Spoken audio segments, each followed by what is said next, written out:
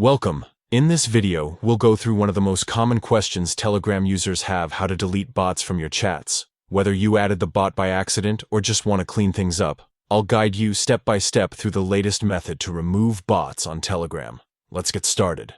First, open the Telegram app on your mobile device. If you're using an iPhone or Android, the process is exactly the same.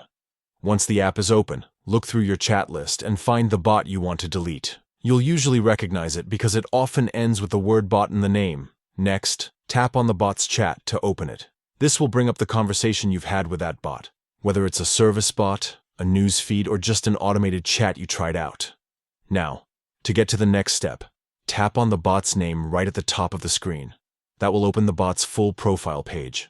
Once you're inside the bot's profile, look in the top right corner. You'll see 3 dots stacked vertically. Tap those dots to open the options menu.